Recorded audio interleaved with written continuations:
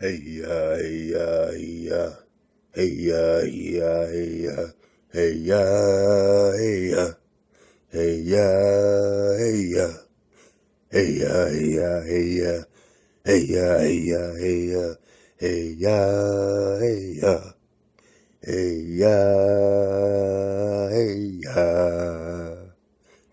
Deal with it. Primitive technology. Barrel. Tiled. Shed. Activate. Primitive Negro.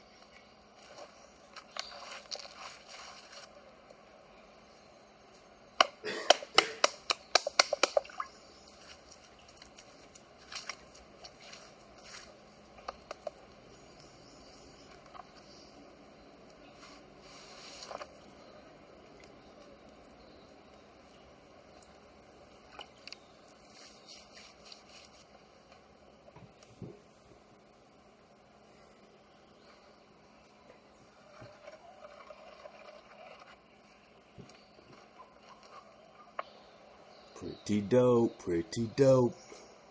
Can you do this?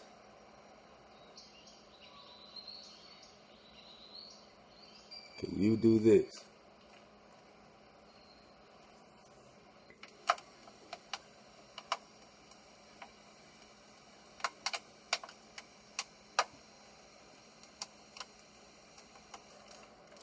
Yeah, man.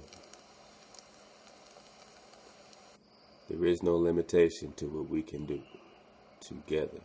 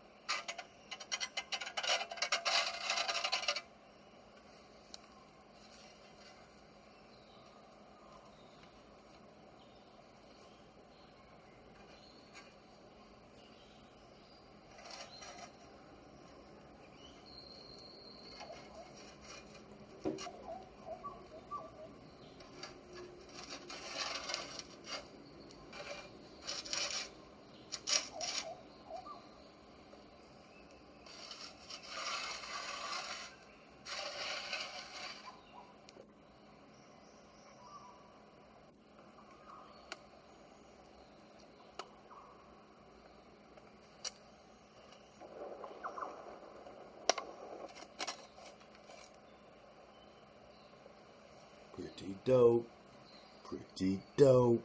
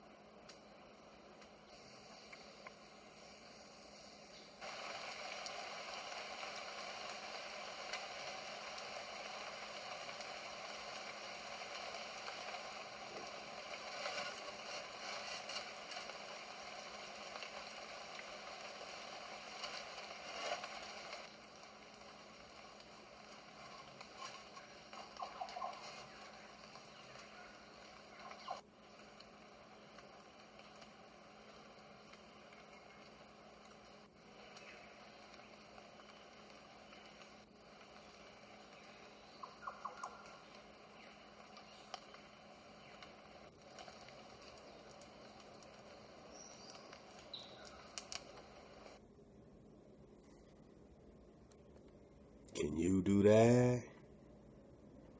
This is what we're getting back to, people. We just gotta start that way. You know what I'm saying? I see my sister M.A. True just popping up on us. Alright, we're only at the drop. We're only at the drop. Yeah, you know, come enjoy the new vibe suite over here. The Soul R&B, Ebony Eyes. I put it right here on the homepage, so you're getting that vibration as soon as you come to the drop, man. 4, 3, 2, the drop. 4, 3, 2, the drop. Yeah, you already know. Forgive us our trespasses as we... Alright, you already know. So that's the new Vibe Suite. Go check it out. And Kings to Isaac 4, who is a huge B.O.B. contributor. He sent in a crazy playlist, man. So I had to essentially put it into its own Vibe Suite. So now you got the B.O.B. is banging 100% B.O.B. uppercuts 24/7 in the frequency of 432 hertz, the earth. So you go to the Vibe Suite, you click on that.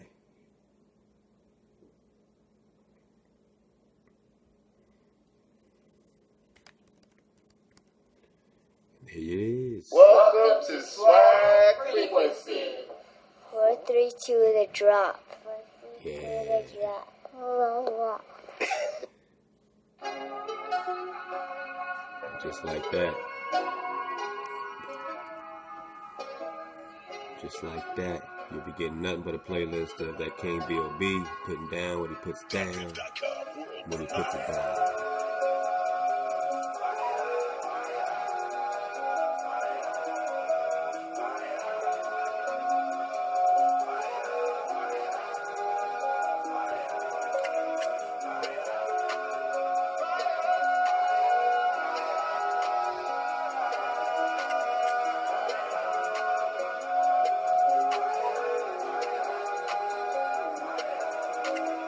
Just in, breaking news.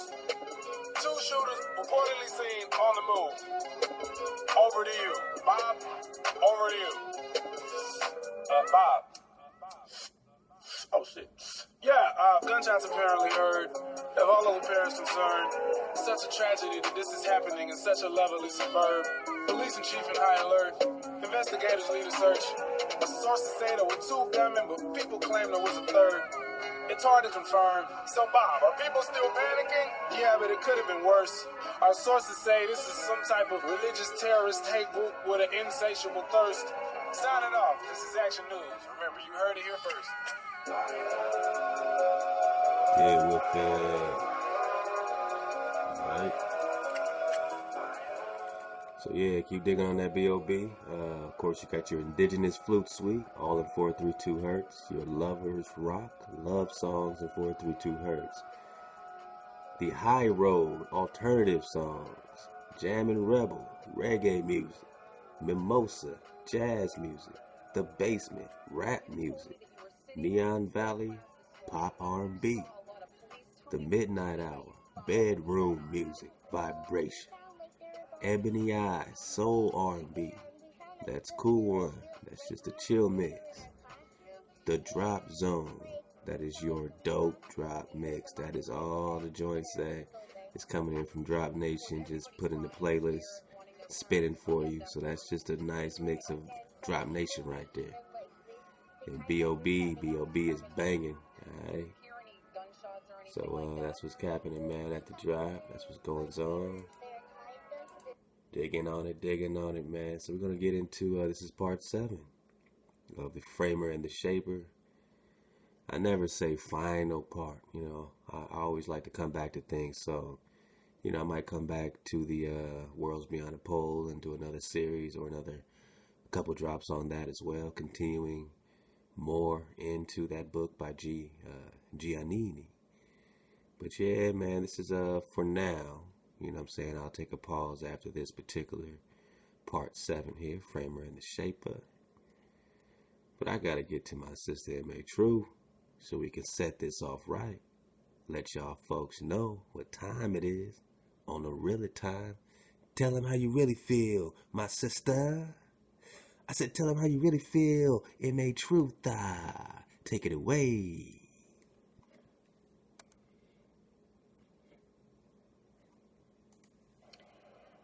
Hey fam, this is M.A. Truth. Just wanted to vent a little bit, get a few things off my chest. Do it. I'm sure that all of us have at some point or another become extremely frustrated with our people on so many different levels. With relation to what's been being posted here recently, I shouldn't say recently, for a period of time, I think the one thing we're all trying to focus on is raising our vibration, being on the right frequency so that we can receive the information, that download from hell that we all so desperately need to get our acts together and to help encourage each other and dig in and get the history, you know. One of the things that I had been focusing on was with regards to language, with regards to words, and others have also contributed on that same vein. With that being said, that's one of the hardest things to get a nigga to understand, is that you must change the way that you speak. Words are important. What you say has weight. It has significance. It can create or it can destroy. Even in the book, it tells us that there's life and death is in the power of the tongue. But frankly, some of these dumbass niggas, and I'm sorry, it's not my thing to cuss a lot, but when flavors needed, I add it. Sometimes you just gotta tell them how you really feel. Now see, she can curse somebody out or she can curse somebody out, if you know what I mean. So you're lucky you just getting the non-vibrational version. Because if she went into vibration and put that curse on your ass, that's a whole nother different type of water. That's a whole nother different type of water. So love to M.A. True. Tell them how you really feel, my sister. We rocking with you, Drop Nation. Sick of them. I had somebody on Facebook wanted to question me why I wasn't all up on calling people black or African American, because that's not what the fuck we are. Nimrod, you stupid ass, crack a book open. As much stuff that's being posted out here by the family and by others who are being, eyes are being open and ears are being open. We are not African American. You're not two continents, fool. And you ain't black. That's a crayon. It's a color. It's not who you are. It's not what you are. And then to want to approach me on some ignorant shit like that, it's like, really? You don't know me that well. You can't play me that close. You don't know nothing about me. Stay in your lane. I'm in mine, you stay in yours, okay? Because you really don't want me to check you the way I could check you. I'm trying my best to be representative of being a lady. But I will not only cuss your ass out, I will dress you up and down. I will read you from the front cover to the back cover. Like they say, the old ways, from asshole to appetite. I will deal with you, and you ain't gonna like to be dealt with. I don't even want to go that way. So with that being said, thank you, family, for allowing me to vent. I'm trying to search out some things that I can bring to the table that'll hopefully be a blessing to all of us. Again, thank you, and to those who do contribute, the brothers, the sisters, the young kings, the young warriors, the young queens out here that are, that are laying these planks. That's what I refer to it as. Laying down the foundation, because we need the foundation to be laid before we can do anything else. No point in trying to do shit until you got the foundation down there, right? And you want that foundation to be solid. The things that are being brought to us is not by happenstance. It's not coincidence. We're all being guided, and we're being guided together, and everything that we all do is interwoven. We are connected because we are, for the most part, raising our vibration. We're on that 432 frequency. Hey, yeah. And as Kingdrop would say, you know, what do you say, suit up, stay up. Come on. I simply say yes to all of that. And keep doing your due diligence, you know, and don't let anybody try to discourage you, whatever you do. Again, like I said, I just needed to vent. Thanks for hearing me out. I ain't gonna drag this on no further. Be getting back at y'all with some goodies, some planks.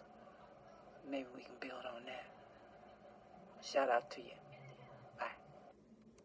Love to my sister, love to my sister. So you see why I said, yeah, man, I can't really get rolling until I get in that vibration. Now we in that vibration, man. So love to M.A. Truth. Thank you. That's right. You know what I'm saying? I love to J. Stu. You know what I'm saying? You know what I'm saying? Our brother out in Memphis, you know, get ready to make his journey. You know, make his journey, man. So as it, you know, nears time, as we see, you know what I'm saying, as you listen to the Creator within you, you know, people know what to do and when to do it. You know what I'm saying? So we're all just trying to vibrate together, trying to activate together. And, you know, there's no point in trying to get in the way of that. Ain't nobody coming to your job, slapping you upside the head. You know what I mean? So we on our job. We waking up. We doing it. All right. So let's get into this cliches. Yeah, we have some goodies for later. Yo, Arthur Scott, you crazy, man. 'Cause you got me on this Black Andromeda and this blameless Ethiopians. And that's going to tie into this other drop, you know what I mean, coming out of the Lost Tribes. Lost Tribes. This is the PDF. It's up in the library now, thanks to Uno. Love to Uno, my supplier. Supplying so many great PDFs, man. So many great books. This joint right here got the Ethiopian looking Nimrodish, you know, looking thing going on, Babylonian looking thing. All right, Lost Tribes and Promised Land. So we'll get into that. I mean, there's Sincere dropping it, like you know. I just read you chapter 8. So y'all get in this because it gets real deep, man. It gets real deep. The perspective of this book provides on the genesis of the American racial history down to about 1700 may turn out to be both longer and wider than the reader anticipates. In the end, it is centered upon the future United States, but its point of departure is in the Mediterranean more than 100 years before the New World was discovered, and it includes a good look at the Portuguese and Spanish conquests along the African coast and in America, with even a side glance at the French overseas adventures before falling at last upon the fledgling English colonies. Alright, then it goes back to the ethnic history, taking it to the blacks, Indians, Jews, white, Christians, dominants. It goes deep, man, so we'll get into it. Don't you trip. Everything you got here is in the library, and we roll like that. Drop nation. Welcome to Swag Frequency. Yeah, that's the family. 432 the drop. 432 the drop. Yeah, that's literally my mom, my wife, you know what I'm saying? My brother-in-law was in town from Nigeria. and my little ones couldn't go to sleep, so they kept coming down, you know, jamming us up. So I said, while y'all down here, you know, we're going to do a welcome to Swag Frequency, man. And they was tired, but they made it happen for us, man. And, you know, you got my daughter, my 2 little sons, and my youngest boy is about 1.5 years. So he was knocked out. So he didn't get to join the good party, which is good because he don't like to sleep. So let him sleep. No sleep, no days off. Right. All right. Where y'all want to start? Like I said, Shout out and love to Uno. Getting to the root of it all. Everybody subscribe. Man, that Popol, Iron Republic. This is incredible. We're going to get into that. The papers. Start digging in on this stuff. This is all drop. And it's now connecting to, pretty much all the points and corners and turns that we're doing when we're surfing the wave. And, yeah, man, Lost Tribes and Promised Lands by Ronald Sanders. That's what you're looking at. The Book of Alkebu-lan of Chumael. That's what we're going to get into next. I mean, we got, it's going to be a lot of fun, man. So, I want to get back into Cakchiquels, the Brenton translation. Oh, this is another Brenton Library of Aboriginal American Literature. So this D.G. Brenton, man, he's a very serious cat when it comes to this indigenous truth. And yes, like I said, I will be coming back to Worlds Beyond the Pole. Right now, this is a wonderful PDF. Love to my man Casey for providing it. Sorry I didn't link it to the other thing, but you get it. Alright, this PDF, it's a small, condensed, beautiful copy of Worlds Beyond the Pole. So get it while it's hot, because, these things be disappearing on us. Copyright 1959. It's going to tell you about your stratosphere. It's going to let you know that everything is connected. It's going to remind you the realistic universe of land, water, oxygen, and vegetation where human and other forms of animal life abound. This is not a work of fiction, people. This ain't play, nor is it a technical analysis of anything. It is a simple recital of fact which transcends the most elaborate fiction ever conceived. It is a diametrically opposed to the assumptions and the mathematical conclusions of theorists, theory of gravity, theorists, and technicians throughout the ages. It is truth. These pages describe the physical land routes from Earth to every land area of the universe about us, which is all land. Such routes extend from beyond the North and South Poles, so-called ends of the Earth, as decreed by the theory. It will be here be adequately shown that there are no northern and southern limits to the Earth. You're not on a ball, because there's no northern or southern limits to the Earth. It will thereby be shown where movement straight ahead from the pole points and on the same level as the Earth permits of movement into celestial land areas appearing up or out from the Earth.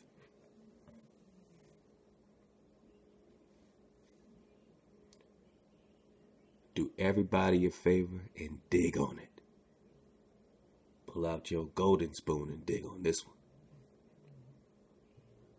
This completely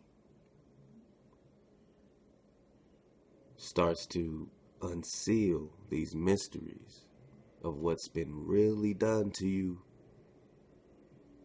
They have you upside down and spinning on a ball. In this work, that if you try to buy the book, it's at least over $500 for this book, because it's describing the physical land routes from the Earth to every land area of the universe, meaning it's all connected. Waters above, waters below. Land, further you go. New world, new world, new world, new world. How does it relate to the new world? How does it relate to us? But first, a word from our sponsors. Frequency. 432 the drop. That's my girl. That's my boy. That's my little boy. All right. Enough of the play. Let's go.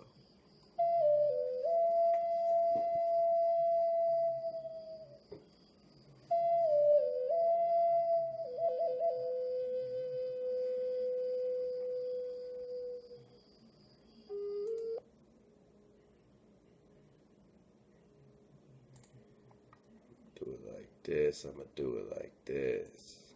I'm gonna go to my own suite here so we can just vibrate. Welcome to Swag Frequency.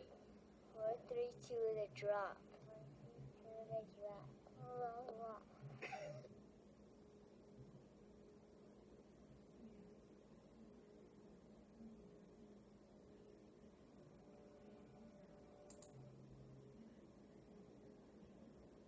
Welcome to Swag Frequency. 432 the drop. 432 the drop. Yeah, I just can't get enough. Annals of the Cakchiquels, Part 7. Where did we leave off? Who remembers? Who remembers? And again, I do this for my little homie in the back of the class. You know what I'm saying? From day one, I said that. Every drop, man, is for my little homie in the back of the class with the headphones on, acting like he ain't paying attention. That's who this drop is for. Wake up, King. Lead your people. Gather the flock. Return to your creator, hijack free. Which of us can do that? Most High left you with no hijack, you come back with hijacks. Who of us can return to our creator without the hijack? Hijack free. Vibe with me. Let's go. Let's go right here. I think this is us. I think this is our stop. The victory of our fathers after one had died. Hold up, let me get my water. It's about to go down.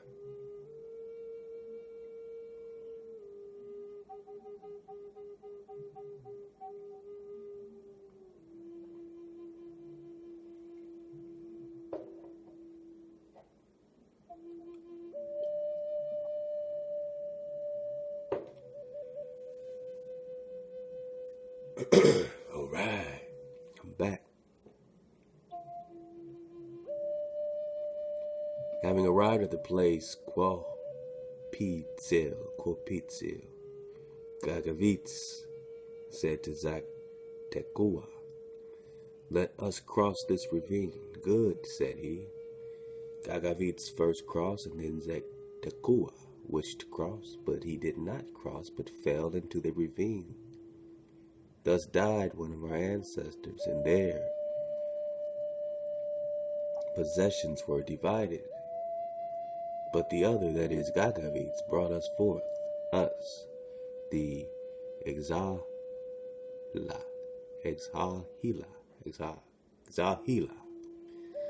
You know we trying. They then arrived at the white hills called Teyacuman, coming there for the second time. There they saw the fire of the mountain called Gagzagnul. Truly it was frightful to see the fire coming from the mountain, the fire shooting forth afar off. No one could say how it could be passed by, as the mountain Gagzagnul was on fire for a whole year, after which fire did not come forth. When all the warriors of the 7 villages have arrived at the foot of the mountain, no one spoke. Truly they grieved at heart. Nor could one say how the fire could be captured. They could but go on hoping. When he arrived at the mountain, they spoke to our ancestor, Gagavitz, and the warriors said to him, "Thou art our brother. Thou hast arrived. Thou in whom is our hope. Will we go down to the capture of this fire? Will we descend for us? Who will descend for us? Who are seeking our fortune? O thou, our brother." So said all, and we replied, "Who of you wishes that I shall try my fortune? He has a heart of a hero that fears not. I will go first. Thus spoke Gagavits to them. You must not fear so soon. Truly the fire of the mountain was terrible. Then there was one named Cakchiquels, who wished to go with them. And I will go with you, said Cakchiquels, speaking to Gagavits. Then they were armed and their ornaments put on them. But the two said together, there is no use of bows or shields. They laid them aside. They took pointed instruments and dug a trench, and they placed by the water those banana trees called Raksa.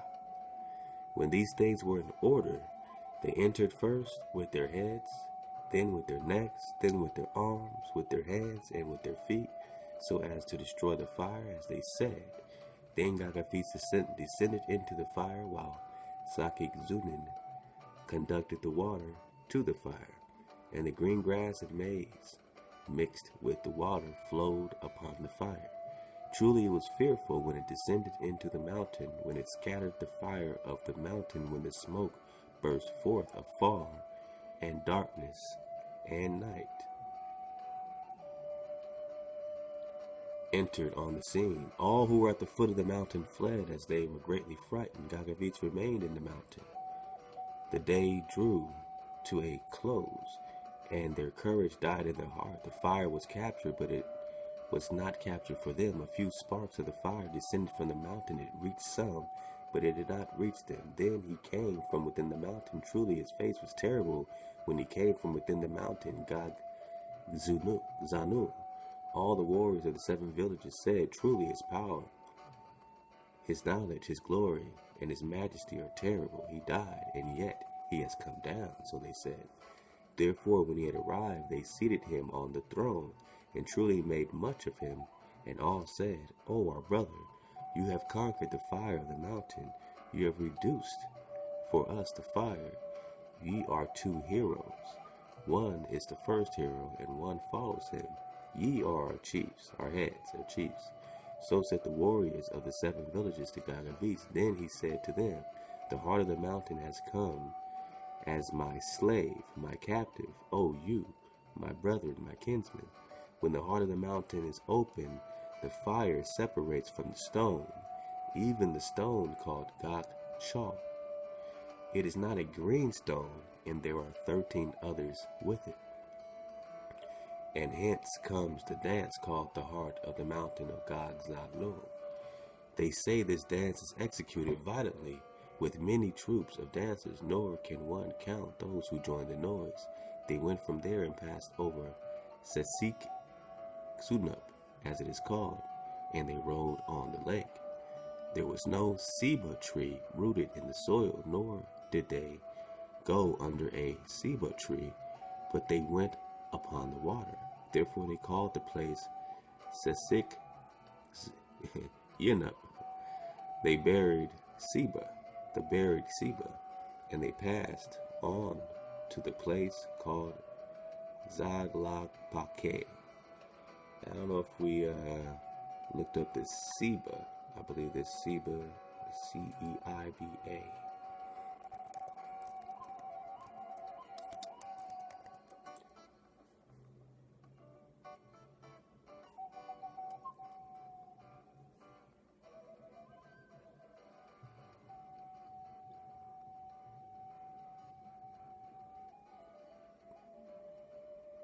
Alright, Seba is the name of a genus of many species of large trees found in tropical areas including Mexico, Central America, South America, and the Caribbean.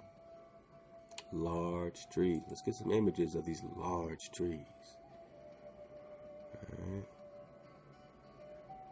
So basically, let me try to get something big. We're talking about big ass trees. Right? Now these are smaller big ass trees, but they're still big ass trees. Okay. What's going on here? This is, I can't even tell what that is. Like a root of a tree. Madness going on.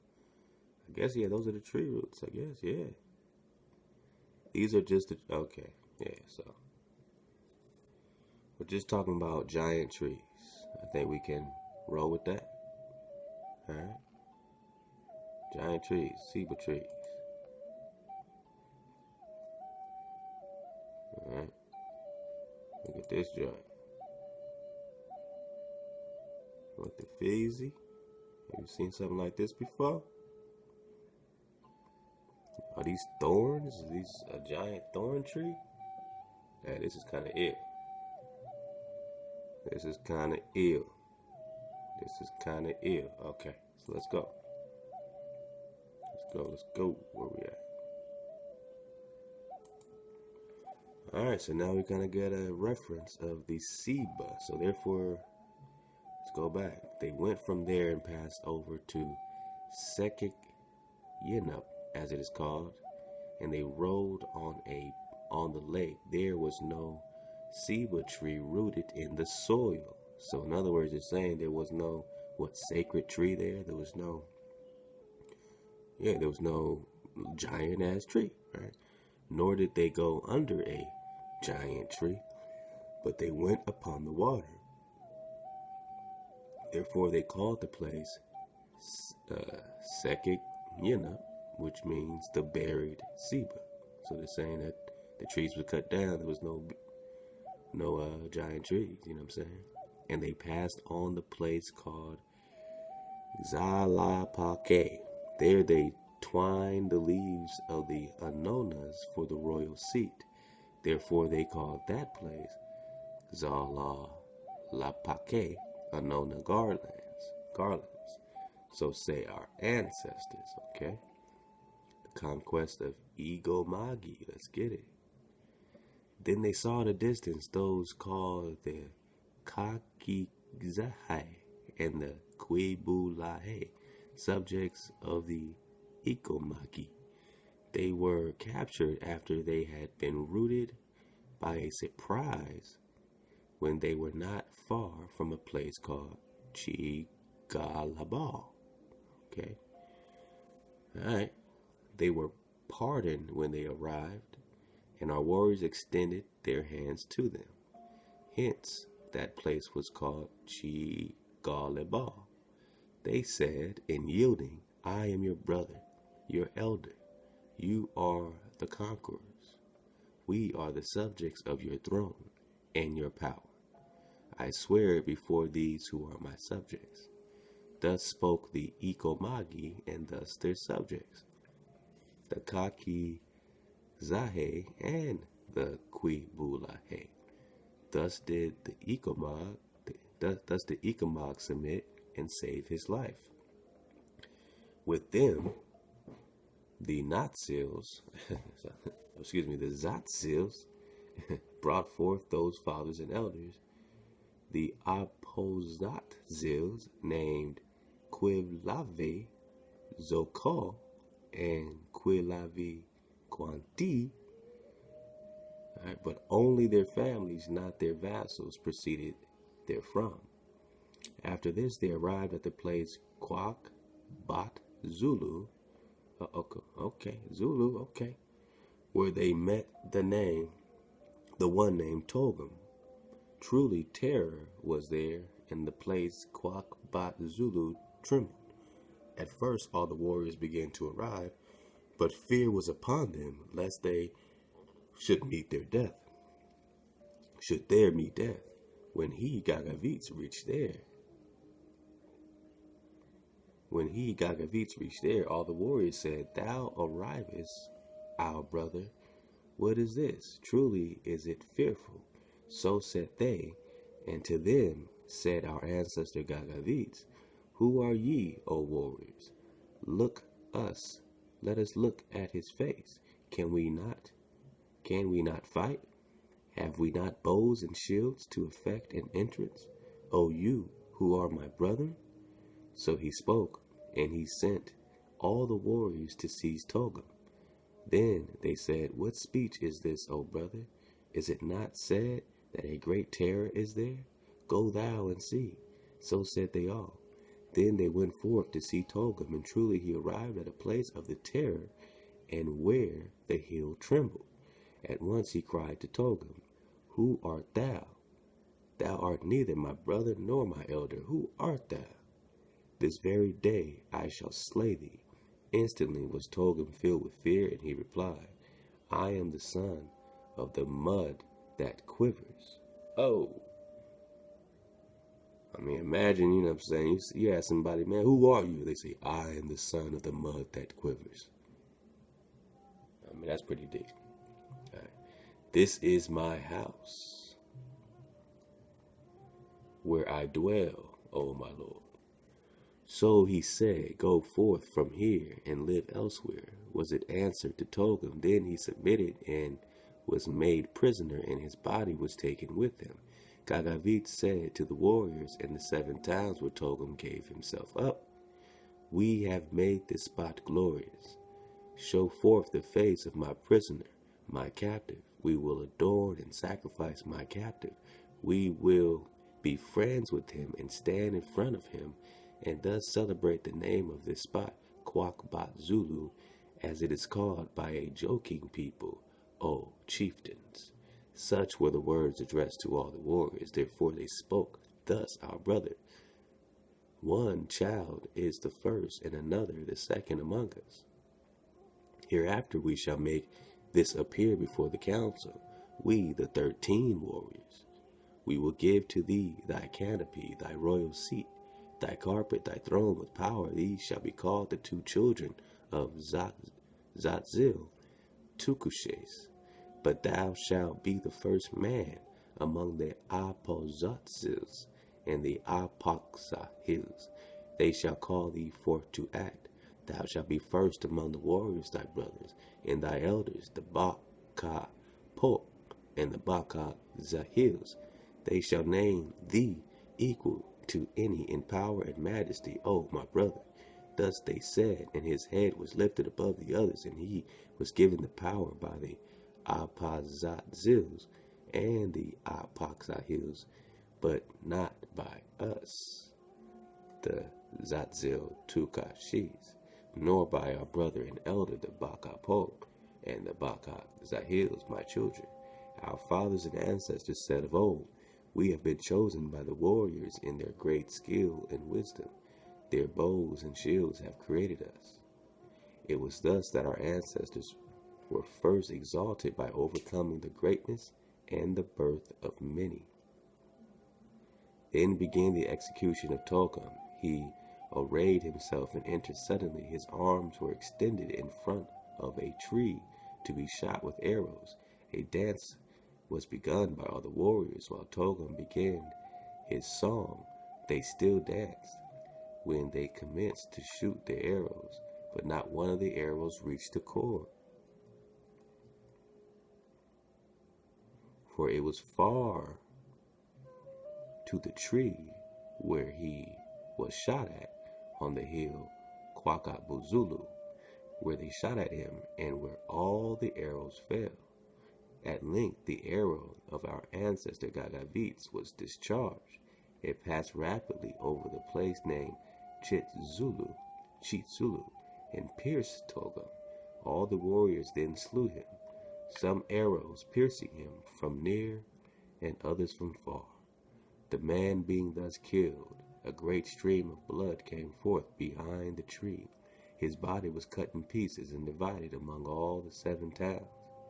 This ain't play. This gift and this sacrifice of his death were what founded the festival of the month Ushum. At that festival all were equal. There was eating and drinking. Little children were killed by being shot with arrow. Wow. Their heads being adorned with elder flowers as his substitute, as if they were Togum, as say our fathers of yore, O my children. In this manner we obtain power with Zatzil Tukaches, by knowledge and occult science, by power and majesty. Thus did our fathers and ancestors, we the Cakchiquels, lift our heads above theirs, know our ancestors lower their glory and their birth. Let me get that part again. Thus did our ancestors, fathers and ancestors, we, the Cakchiquels, lift our heads above others, nor our ancestors lower their glory and their birth. So yeah, I mean, that's a lot to dig on. Obviously we dig into this crazy situation here, right? At that festival, all were killed, all were equal. There was eating and drinking. Little children were killed by being shot with arrows, their heads being adorned with elder flowers as his substitute, as if they were toga. So, I'm saying, whatever this is, as we know, there were plenty of wars and plenty of tribal enemies, and you got the Canaanite situation. I mean, is this a representation? If we fit this back into the Moses Exodus story, can we fit this in the same way that we see them parting the sea, parting the river, parting the, waters to cross beneath the sea, these 13 tribes? And so who are they sacrificing? Who is this toga? Is this a giant? I mean, they had to really pierce him a lot for him to fall. Are we talking giant situations here? And the children that are being shot, are these the descendants that, just like Joshua and Moses, ordered to slay all women, children, everybody? Is this an example of the women, the children, everybody? Of course, they didn't kill all the Canaanites. And all this is happening here in America, by the way. So we're talking about this story of the Quiches lining up parallel with, the Exodus, or,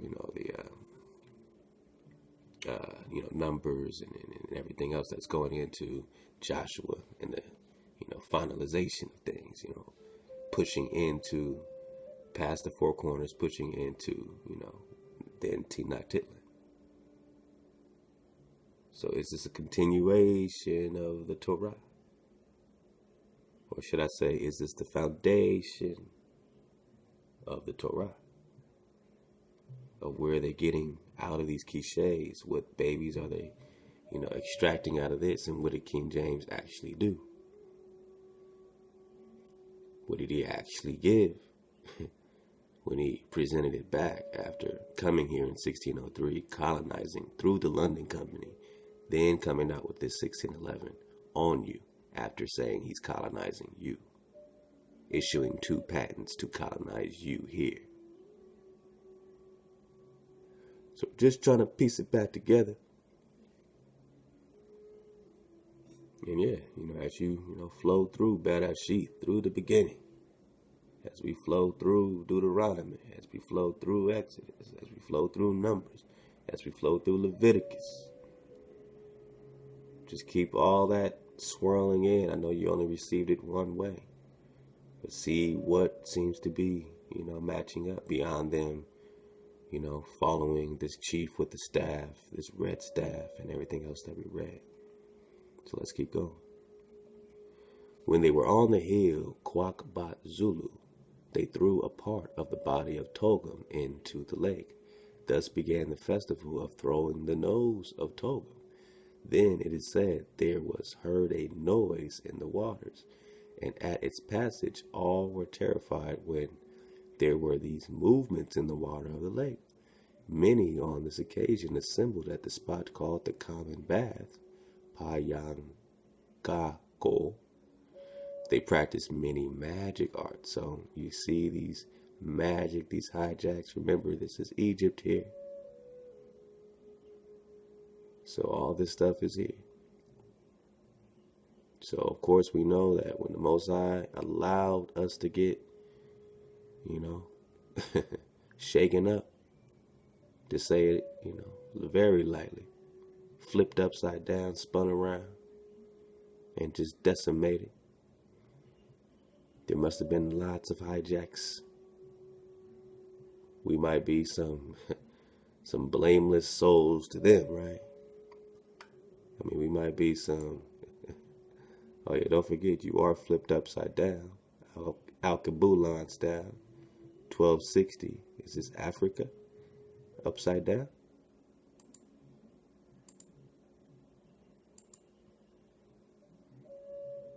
Oh, here we go. Yeah, we are, they may say these blameless. It's all about perspective. We didn't have this level of monstrosity to deal with.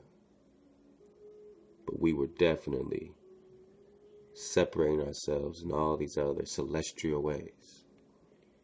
And a lot of that went back to Atlantis, which we'll get later in our dismount with the author Scott Jr. is here. So when you know Atlantis is here, and Atlantis is Egypt here, and when Atlantis was sunk, Egypt was sunk here, then we understand this magic all over the place. The hijack is all over the place. They practice many magic arts. 9 zapotes were found at the spot called Cakchiquels. At that time, the warriors began their passage over the lake.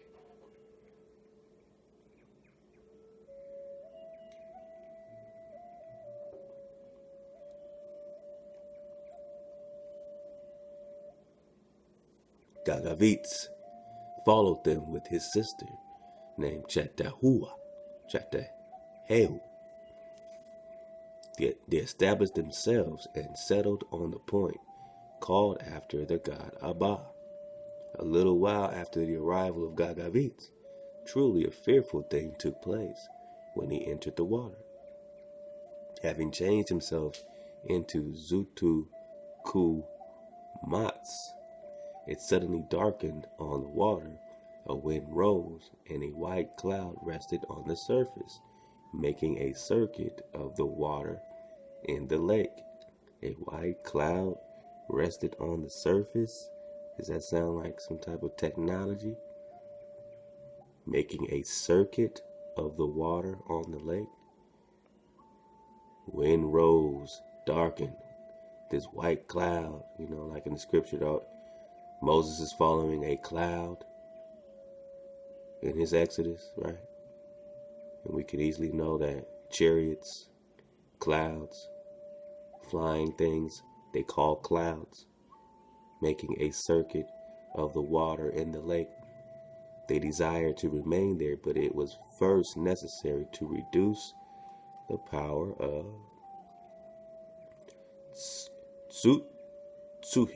Cakchiquels. All the 7 nations looked about and then descended to the water. Those who were there then said to the children of the Atzing, man, these names, Atziquinahe, we have scarcely made the circuit of this lake of ours, this sea, O my brother. But let one half of the lake be yours, and one half of the fruits of the wild geese, of the crabs, of the fish. Thus he spoke, and the others took counsel. It was well, my brother, that the half of the lake be ours, and half of thy fruits, of thy wild geese, of thy crabs, and of thy fish, and half of thy acorns, and a half of thy bananas be ours, and all living things you kill in or below the waters. Thus did Atziquinahe reply to them. They then separated and went away, but soon returned, desiring to obtain wives, for none of them were married. Owing to the absence of women, neither their mothers nor sisters have accompanied them. They said, "Where speaks my girl? Whom shall I take as a wife? Truly let us go forth and seek where there is said to be a war for hearts." They put on their armor and were really terrible when they went forth in search of women. The Cakchiquels were frightened, and to them the Cakchiquels said, "Whom shall I take for my woman? Who has declared war against my heart?" Dang. They even knew right then it was war. Right? The framer and the shaper. So they said the shaper only begets sons. The framer is she who bears children. But the shaper only begets sons. You know what I'm saying? So it's very interesting how all that ties together. Women are from, Venus, men are from Mars type of thing. We all, go back to the same union. But specifically, we go back to the framer or the shaper. The shaper only begets sons, so the kingdom will always be, going back to the loins, the seed. The seed is always going to be where the kingdom is. When the seed is planted, so is the tree, so is the kingdom. So follow the sun goes all the way back to the shaper who only begets sons. And the framer, your mother, wisdom, that's the feminine energy right there. And that union is what we go back to, hijack free. It can be a nuclear family, it can be a divine thing. But if either one of those has a hijack, it doesn't work. That's not equally yoked. So they spoke to the Hill people and to the women of Sununa. Thereupon the Cakchiquels spoke to them, "My lord, my brother, my elder, here indeed is thy maiden. You have divided with us the waters. Half of the lake is thine, half is ours." Thus he spoke, and the warriors were afflicted at his words. When the Cakchiquels spoke thus in conclusion, then Gagavits, our ancestor, said, "Who of you comes to take wives? It were well that you remain with the organs of women." You know what I'm saying? Stay here with these organs, man. "But I hear thy words, O my brother. Their victory is by the organs of their women. Remaining, I shall do this." Thus he spoke to the Cakchiquels. "In this manner, say our elders, the lake was divided, and in this manner our brother and elder remain with the Hills. None other of ours remain. Our first fathers and ancestors, Gagavits and Cakchiquels, passed on and went back to the darkness and the night. At that time their dawn had not yet come, but not long after they did this, it began to shine. They went upon the mountain Bulkshish, and thence they set out." Anybody want to know where this mountain is? Bulkshish, Mountain Bulkshish. Remember what those trees look like. And that one. Alright, let's go for a mountain. Let's see if we can find it. See if I spell this right. Bulkshish. Is that right? Who's paying attention? Bulkshish. Alright, I think I'm good. I can find my tab. Alright. Go.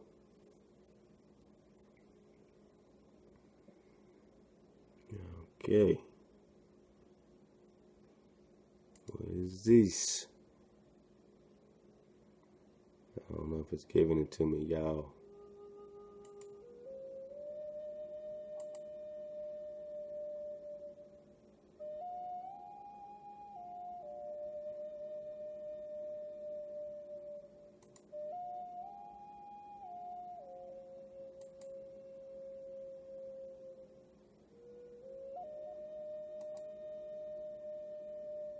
Yeah, they're gonna make us work for it.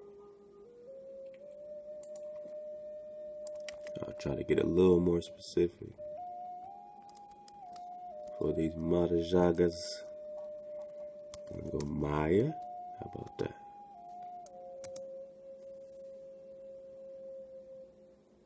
Oh wow, so I put Maya in and we get nothing. Don't you love that? But it does put you just right here to the annals of the Cakchiquels. So, you know, it's very interesting that this drop right here, when we say we're surfing the wave, we're saying that what we're coming up with, even Google has nothing for us. And that lets you know you're in some cutting edge-ish. So someone do some more digging on this pull sheesh, please. I would love to know. I'd love to get more drop on it.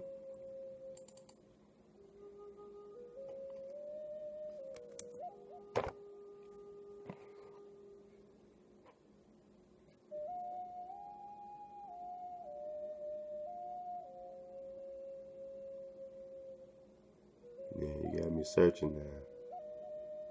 Dang you got me searching. And there's no images other than these symbols and all that. So yeah, alright. Well, you know we're trying. But I know our family's out there digging it up.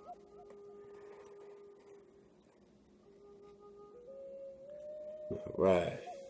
So, what you think? I mean, I'm gonna get this last page here. Alright. And I love the fact that they got the quiche situation going on. Let's get to number 39, then we'll move to the Popol and get it going. The first who went forth were Cakchiquels, Bagaho, Sebakihai, Sevek, who came together. You were the first, O my house, O my tribe, to bring about our day breaking, our ancient nation, sometime before the dawn. Go forth, was said to them. Then they came to the place where their dawn was to be, to the mountains named Pantzik, Peregzon, Sinahihe, Paka, Baku, and Pakavek, and Quihil. Alright, best I can do. There, their dawn appeared.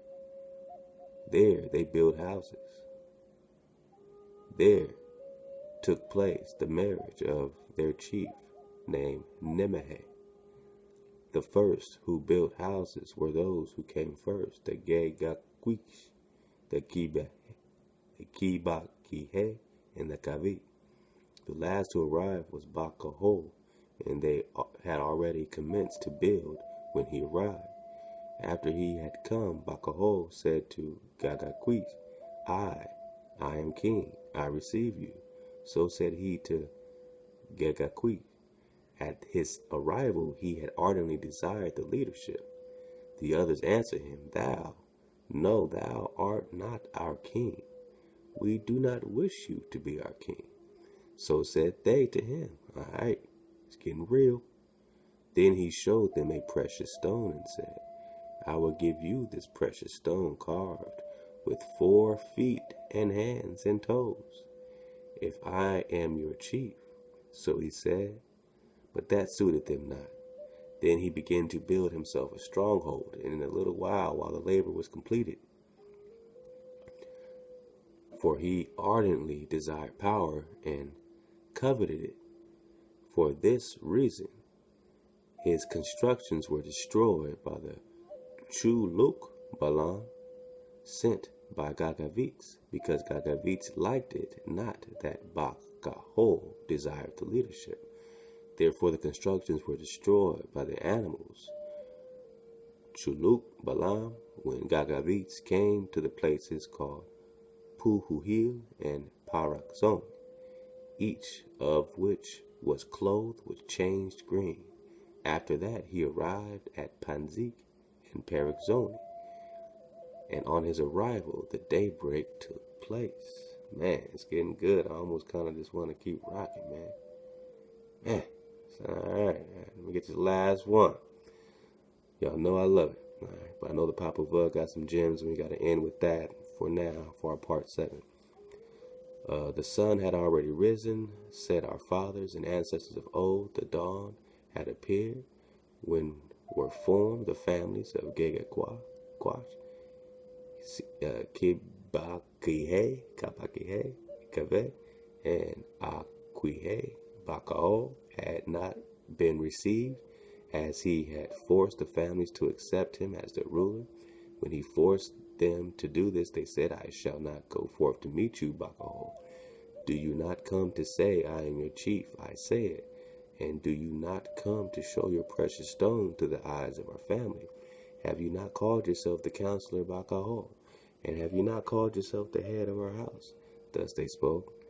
But those who were with him answered, no one has said, I am head of your house.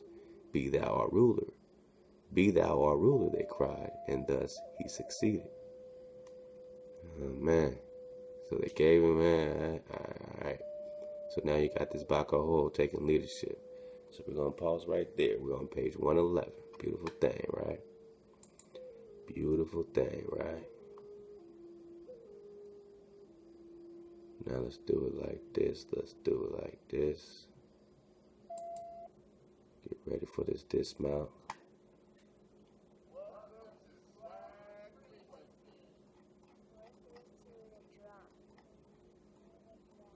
Oh yeah. Back to back. Back to back. I mean, this gives a whole nother premise, man, to back to back. I mean, when's the last time you just went right out the Cakchiquels and into the Popol? Remember the defeat of 7 Macaw, Fruit Loop. Remember the Fruit Loop dude. Alright. Let's get to it. Alright, remember the 400 boys. Alright. You might think it's a lot to read this stuff back to back, but you're a little doper than you think you are. You know, you're a little bit doper than you think you are as a people. So I believe in you. I'm like, man, I wonder if they'll like going, surfing the wave like this. And like that brother Arthur Scott Jr. said, you surf the wave until you got to start swimming. Which means we surf the wave until you become water. Be water. Be water. Bruce Lee, right? Be water. Surf the wave until you become water. Be water. I am, we are, he exists. Alright, so let's get to it.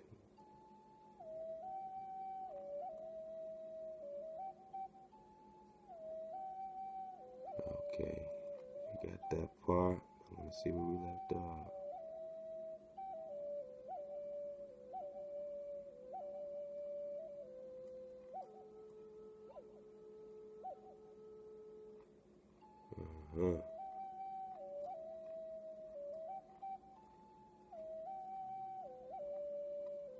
Oh yeah, we got pack strap, we got the ball game.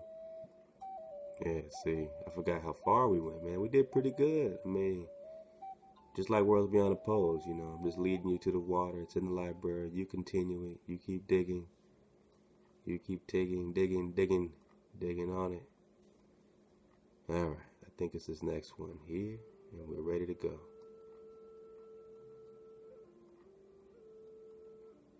The maiden lady blood and the tree of one who knew Pooh. And this is how we're going to dismount out the Popol for now, but we will be back in it. Let's keep going. This, therefore, is the account of the maiden. There we go. This, therefore, is the account of a maiden, the daughter of the Lord named Gathered Blood. All right. A maiden, the daughter of a lord, had heard of it. Gathered Blood was the name of her father, while the name of the maiden was Lady Blood. Get some water. It's about to go down.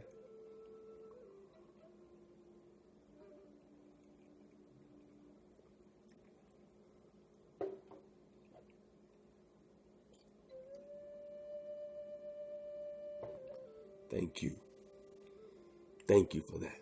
I know somebody came over here like, man, we ain't come over here to listen to you drink water.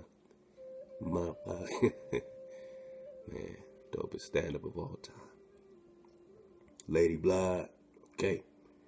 When she heard the account of the fruit of the tree, as told by her father, she was amazed by the tale.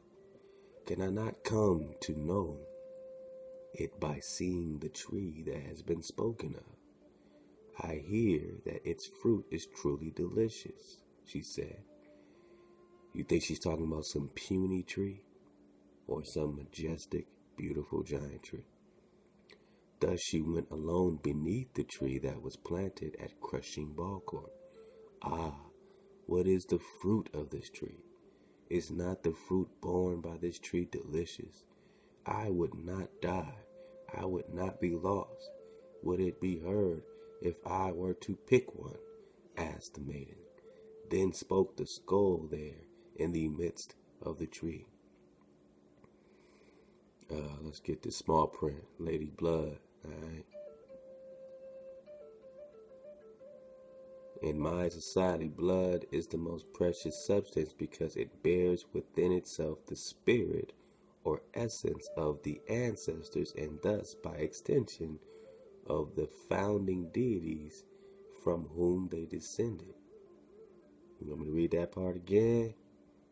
In my society, blood is the most precious substance because it bears within itself the spirit or essence of the ancestors and thus, by extension, of the founding deities from whom they descended. Alright, so when it says founding deities, we are referring to the framer and the shaper, the blood, the spirit, the essence, the ruah. So when you see Lady Blood, you're like, ooh, demon. Well, maybe, I don't know. We got to read more about this Lady Blood. I don't want to get ahead of myself. But definitely, you know, it's not a vampire thing. We're talking about spirit, essence. All right. It is therefore the repository of life which transcends individuals to include the ancestry of dead. It is consistent with this view that Lady Blood, daughter of an underworld lord, is the means by which the skull of one who Napu is able to produce new life out of death. All right, so she is the daughter of a underworld lord. So yeah, I mean, I would, guess that she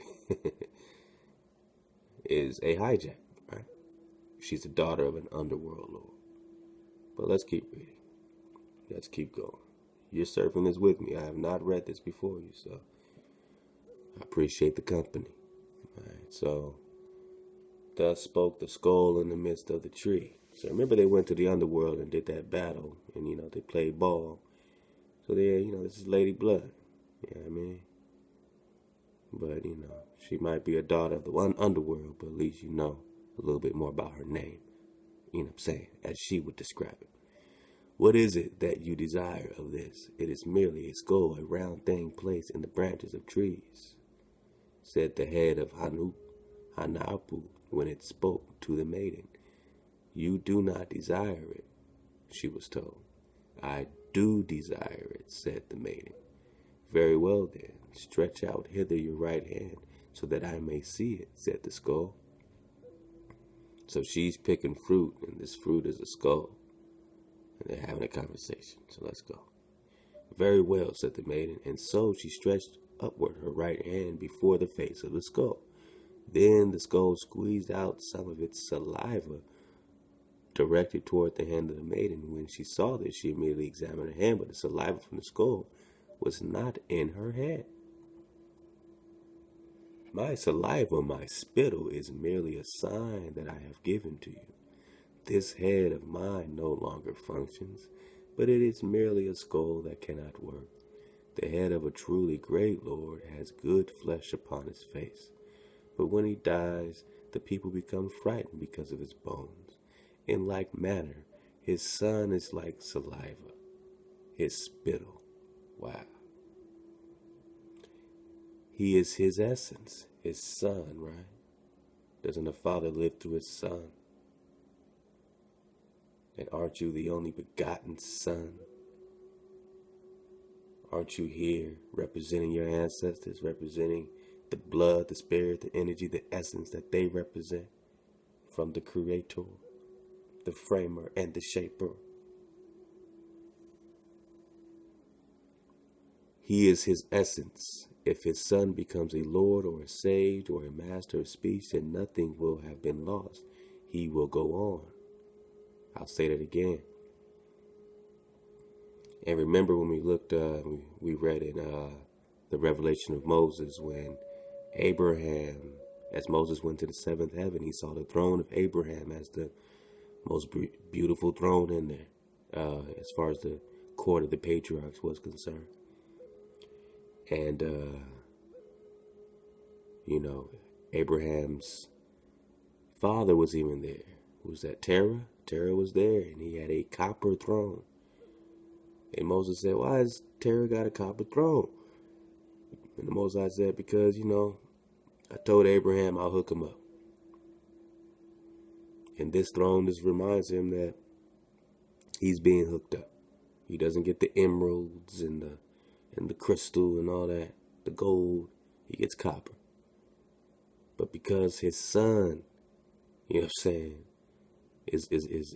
so righteous, I decided to hook him up. Now we're looking at this and saying, if his Son becomes a Lord or a sage or a master of speech, then nothing would have been lost. It's an energy transfer. We continue it on, you keep it going, Hey, no one can bargain for you when it comes to judgment. You know what I'm saying? I'm not saying that if I'm a horrible person, my son can be righteous and I'm all good. But Terah did have a lot of hijacks, and somehow he does have a copper throne. But he just doesn't have it like the righteous have it. Alright, let's keep going. He will go on and once more become complete. The face of the Lord will not be extinguished, nor will it be ruined. The warrior, the sage, the master of speech will remain in the form of his daughters and his sons. 277, what does it say?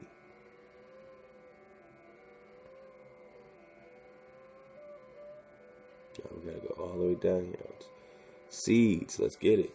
277. So I'm just getting the part right here where it says, the warrior, the sage, the master of speech will remain in the form of his daughters and his sons. I'm just skipping ahead right quick. Seeds. Let's see if I can get this bigger for us. Alright, check it out. Seeds are referred to as small bones or skulls in many Highland Maya languages. The reverse is also true. Human bones are seen as seeds, the source of new life as expressed in succeeding generations. Valley of dry bones, seeds. Coming back to life, seeds. Thus, Shultzi Jenna wrote, when they, cliches, asked for a young girl in marriage, they referred to progeny and make mention of human bones. It is probable that they have in mind the comparison of bones with the seeds of plants, and that human bones are bearers of life in the succession of the generations. And it goes on to drop some drop all up in it. So I ain't gonna get that now. But y'all get that. Alright, so the warrior, the sage, the master of speech will remain in the form of his daughters and his sons. Thus may it be so, as I have done to you. Climb therefore up there to the face of the earth. You will not die, for you will have entered into a promise. Thus be it so, said the skull of one Hunapu, and 7 Hunapu. Now, in this, they merely carried out the thoughts and words of Huracan, youngest thunderbolt and sudden thunderbolt. Thus the maiden returned again to her home, having been given many instructions. Straightway her children were created in her womb by the mere saliva.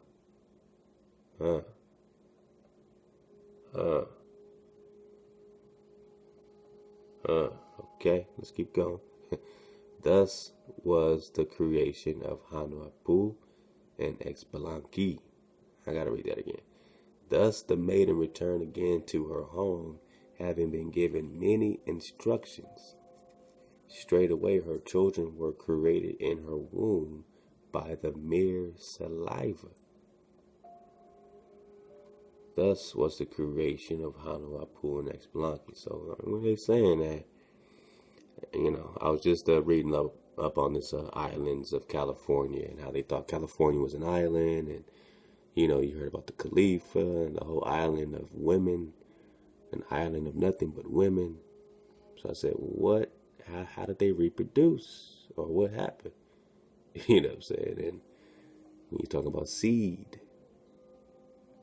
well, the way he broke down saliva as if it can be seed. I mean, look, I'm just saying, can a woman get pregnant by saliva? Anybody test this? I don't know. All right, I'll leave it at that.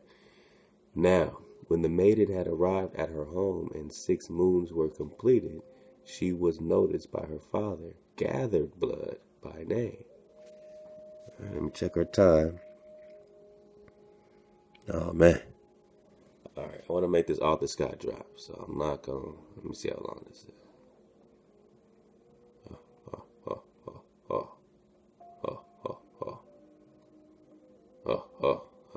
All right, let's do it fast. The ascent of Lady Blood from Ixbalba. All right. Then the maiden was discovered by her father, for he saw that she was now with child. Thus all the lords, 1 death and 7 death, along with Gathered Blood, gathered their thoughts. This my daughter is with child, O lords. It is merely the result of her fornication, said Gathered Blood when he met with the lords. Very well, then question her about this, and when she doesn't tell, she will be sacrificed. She will go far away to be sacrificed. Very well, you lords, he replied. He therefore questioned his daughter. Right here when it says fornication, I just want to get this record. This is glossed by Basetta as bastard. All right, let's keep going. Who is responsible for the child that is in your womb, my daughter? He asked. I have no child, my father, she replied. I have not known the face of any man. Very well, then. Is it true that you are a fornicator? Sacrificer. Therefore, it is true that you are a fornicator. Sacrificer, you war counselors, the 4 owls were told. Then bring back her heart inside a bowl so the lords may examine it this day.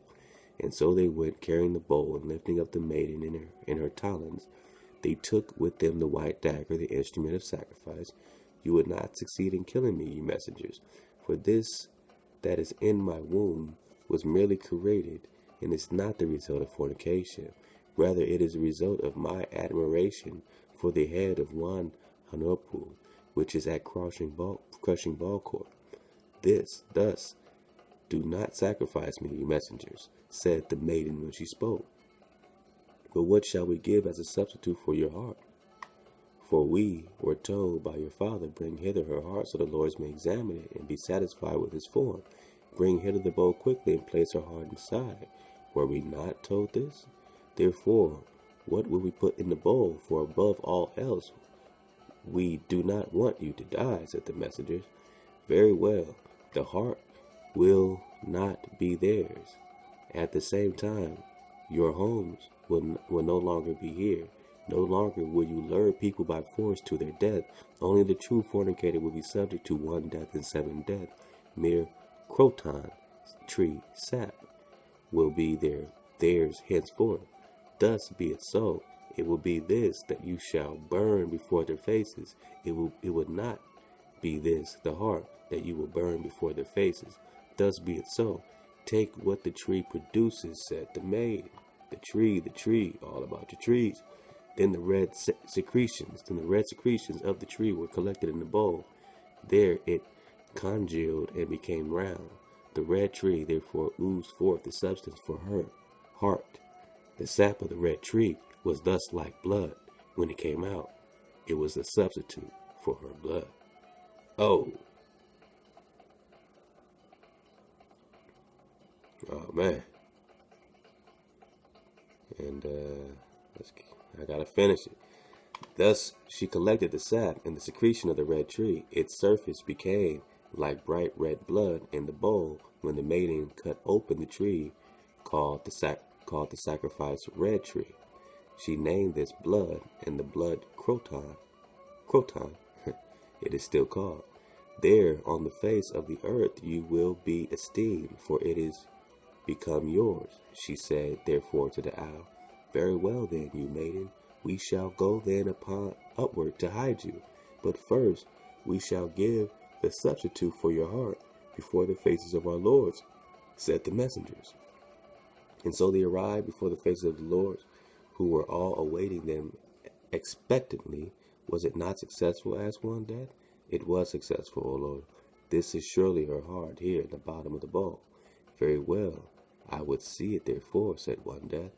Then he lifted it up with his fingers dripping with blood from its sacrifice. It was bright red with blood. Stir well the face of the fire and place it over the fire, said one death. Then they dried it over the fire, while the ex-Balbans savored its fragrance. They all rose up to lean over it, for truly delicious was the smell of the blood to them. Now when they went over, the owls went to guide the maiden up to the hole, leading above the earth. Then the guides returned back down. Thus the lords of Exbalba were defeated, for the maiden had tricked them all. And again, when it says they dried up and they loved the fragrance, remember we're talking about the Exbalbans. Alright, these were the ones from the underworld, right? And she's the daughter of the underworld lord. So we're not talking about the Maya, we're not talking about the Cakchiquels, we're talking about the Exbalbans. Alright, talking about a whole nother energy. Alright, and we'll leave off right here, lady. Blood and the milk of the maize, which is corn, which is corn, which is corn. And that's, you know what I'm saying, straight up and down. So, how we gonna do it? I said, how we gonna do it? I mean, I gave you Annals of the Cakchiquels. I gave you the Popol. And we will be back, but we have so much more to get to. We have so much more to get to. So much more to get to.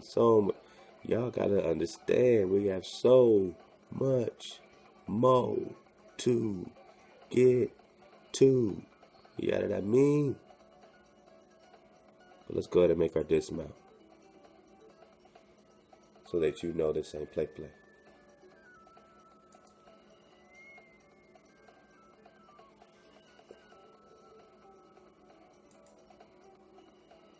Home, home, sweet home.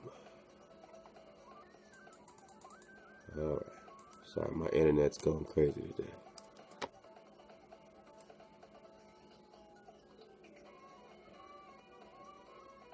They've been knocking me offline and knocking me online. Alright, here we go. Yeah, these are things we gotta get used to, you know what I'm saying? Being online, off again, and on again. You know, they see us getting near and the situation getting clear. And then what happens? You know, a little static, a little hiccup.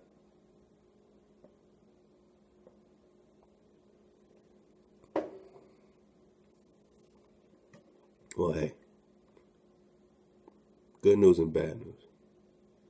If they knock my internet out, I'll just finish reading the story of Lady Blood in the Popol, because they still got that on the screen. Or maybe I'll just go back to it and just come back and check on the internet situation. Hey, we don't stop. We won't stop. That's how this frequency works. So let's go. Lady Blood and the Miracle of the Maze. This, therefore, is the mother of one Bots and one Chewin. Then arrived the woman, Lady Blood by name, who came to the mother of one Bots and one Chewin. Her children were still in her womb. However, it wasn't long before the birth of Hanuapu and Expalanki. So then the woman came to the grandmother. She said to the grandmother, I have come, thou lady. She said when she arrived there with the grandmother, I am thy daughter-in-law and thy child, thy lady. From where have you come? Do my children yet exist? Did they not die in Exbaba? Only these two are left as their sign of their words. So remember, they went to play hoops in Exbaba, and now we're coming out of Exbaba. And they're asking, you know what I'm saying, hey, where's my children? Do they not die in Exbaba? What happened? Only these two are left as a sign and their word. One Bots and one Chewin are their names. If you see that you have come, if you see that you have come, go back the same way. The maiden was told by the grandmother. But it is true that I am thy daughter-in-law. These are surely his. These that I am carrying belong to one Huapu. One Huapu and seven Huapu are alive. They are not dead. That which they have done is merely a manifestation of their light. So you thought they got killed by one death and seven death, but they still just did a manifestation.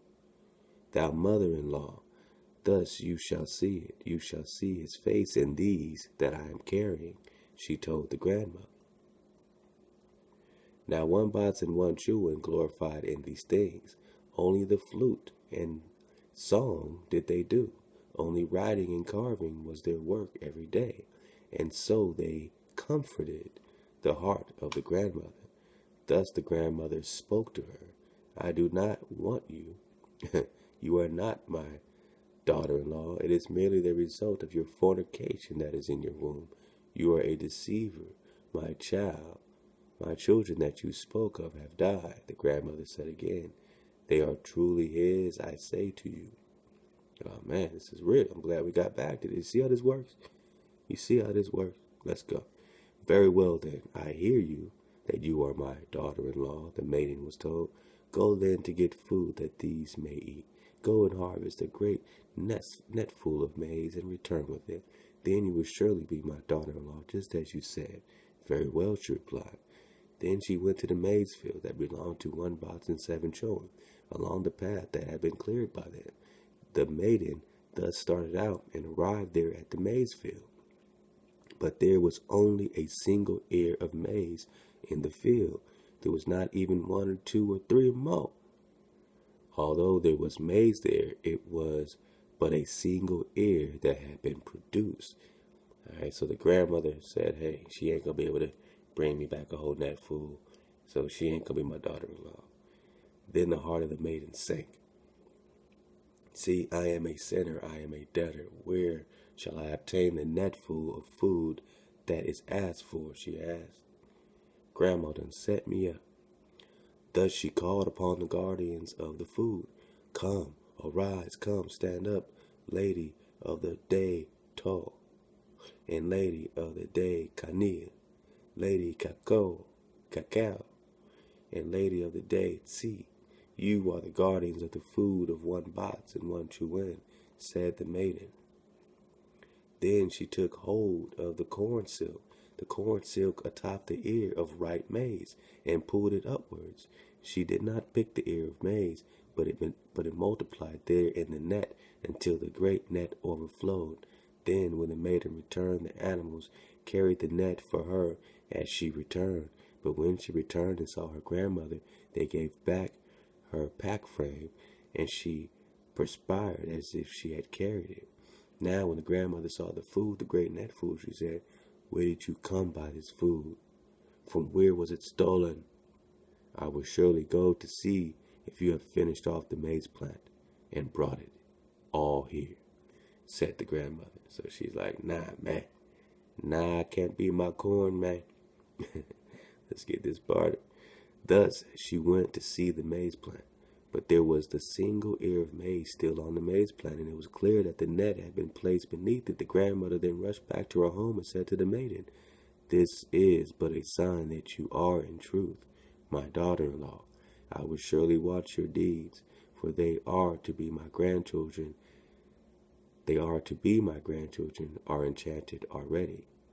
For they that are to be my grandchildren are enchanted already, the maiden was told. So she said, hey man, you got something special going on in your womb. Alright, so we got a little bit more.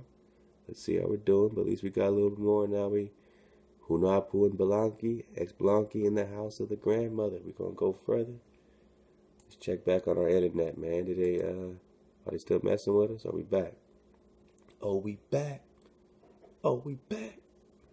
See, when you get jammed up, people, just find the narrow path. Everything's an opportunity. We just made a wonderful opportunity out of that. So now it's perfect for a dismount. Beautiful thing. Let's get another last little 10 minutes, man. Let's make an Arthur Scott Jr. dismount. Man, we got a lot of radioactive water in Florida. We got them doing oil spills. You know what I'm saying? Pipelines running from Houston to New York, rupture, emergency declared, Georgia, Alabama. So you know they doing this stuff on purpose. You know they poisoned your waters before. And you know it's happening again, man. So, alright, Arthur Scott, we're going to get, you know what I'm saying, we're going to kind of jump around in here a little bit, make a nice dismount. Arthur Scott always got the job, always pulling something great up for us, man. So, let's just dig on it.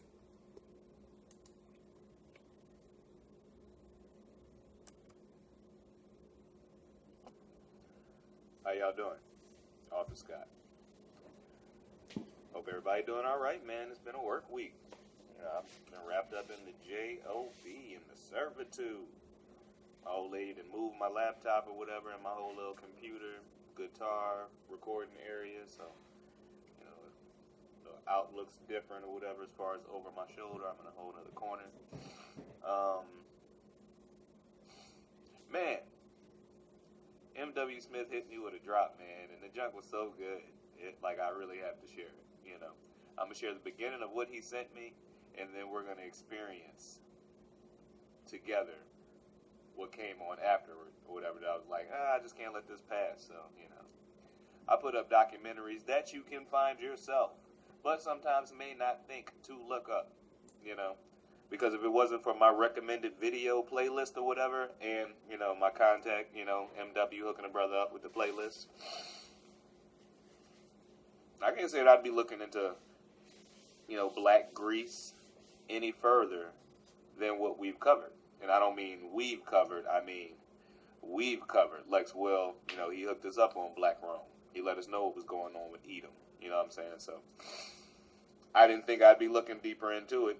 But through conversation, here we are. So, hope y'all enjoy. Man. Snap on it, unhook the camera. Uno momento. Habla español. Por favor. Enchilada. That's the Espanol.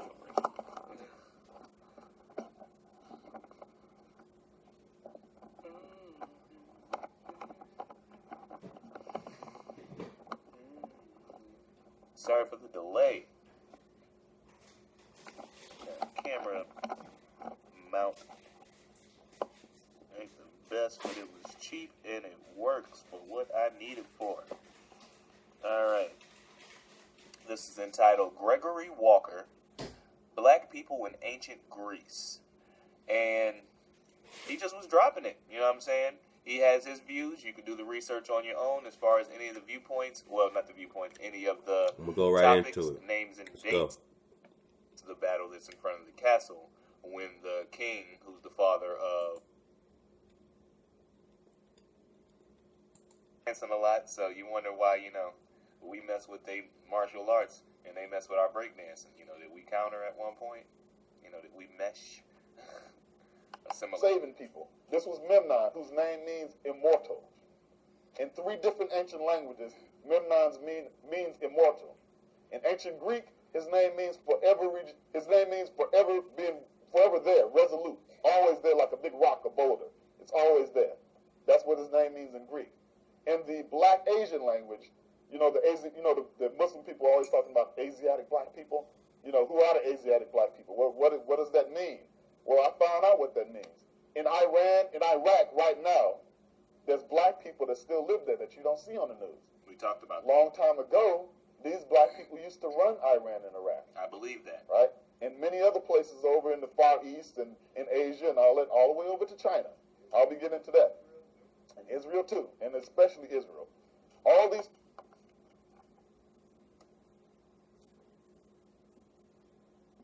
I suck at doing the rewind, snapback thing or whatever. So just know he said especially Israel. Especially Israel. And I'm going to get back to that. I watched the whole thing. He doesn't get back to it. Iraq area that we know today. Memnon's name means forever regenerating. And in the ancient Kemetic language, in the ancient Egyptian language, his name means Mem-na-um. A mem among the ancient Kemetic people is M-E-M. It's a coriander seed. If anybody knows anything about herbalism and cooking, the coriander seed is considered one of the greatest medicinal things in the world, particularly the black brand of the coriander seed. A lot of people cook it with spices and all that kind of stuff like that, but it has a lot more uses than that. So a mem among the ancient Kemetic people was a little black seed. Na means to go or to go on, and un means living. In ancient... And I will go on to say, you know what, I want to double check this. Let me get my little book. She done moved my shelf too, y'all. Don't get it twisted. She got my house looking good. But you know, sometimes in the process of making things look good in the eyes of one, you may misplace something of the other. That's pretty dope. We're talking about the framer and the shaper. He's saying his lady has the house looking beautiful, but, you know, it's out of order until he kind of, gets his order, you know what I'm saying, in terms of where his things are, right? So once he gets situated again, order, you know what I'm saying, from him will be restored in the balance. So he's situated. That's the framer and the shaper, always searching for balance. It's a beautiful dance. It's all love, though. Except for right now. I think I gave my brother that book. Google, here we come. Sorry, y'all. I just want to verify because I just had a brain flatulence.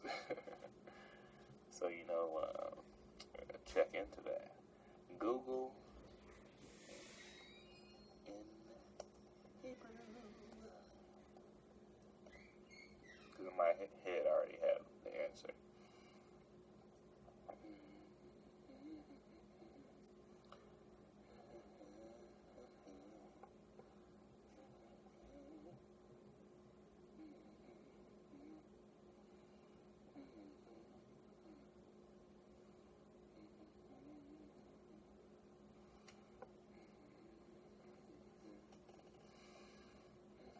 It's the 13th letter, Semitic, including Phoenician, Mem, Hebrew, Mem.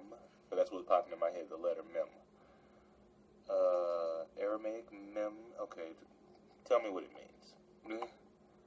These things have meanings. Significance, I'll go with that. In Gematria, I don't know where the hell that is. Mem represents the number 40 in both the standard and Mispar Gadol methods of Gematria. Gematria. However, Mem Sophit, that's what it says. Sure ain't supposed to say suffix? I don't know. Sophit. Final Mem value is 40 in the standard method And 600 is the, you just give me numerology. Okay. There it is. In the Sefer Yetzirah, the letter Mem is king over water, formed earth in the universe, cold in the year, and the belly in the soul.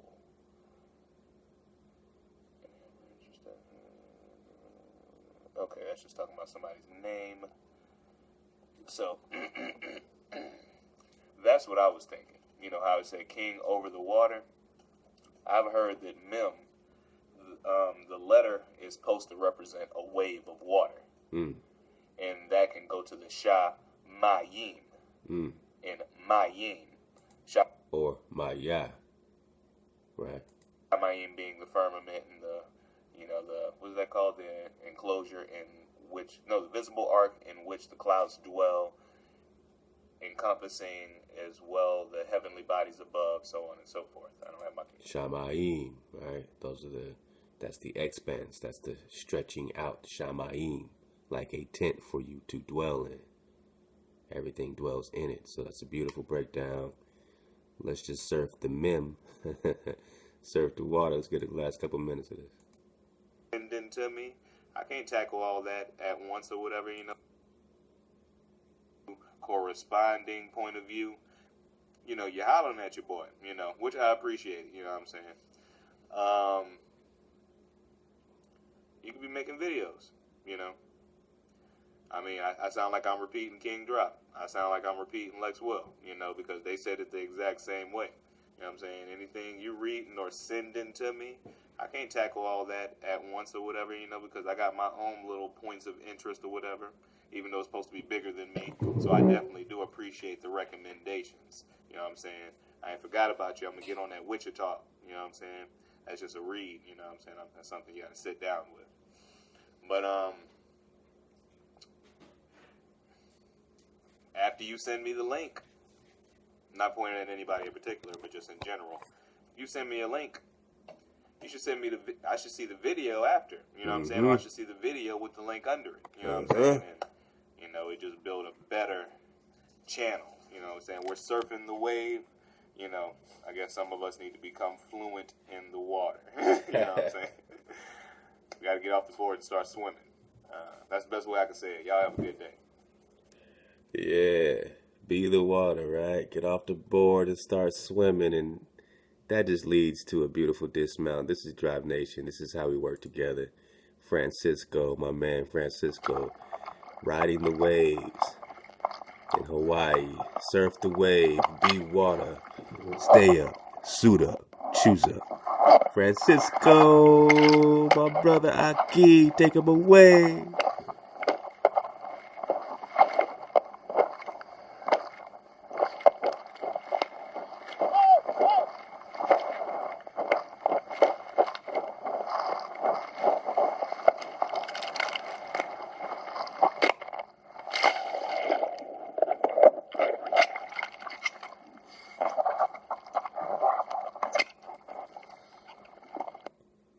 Surf the wave until you are the water. Love to you.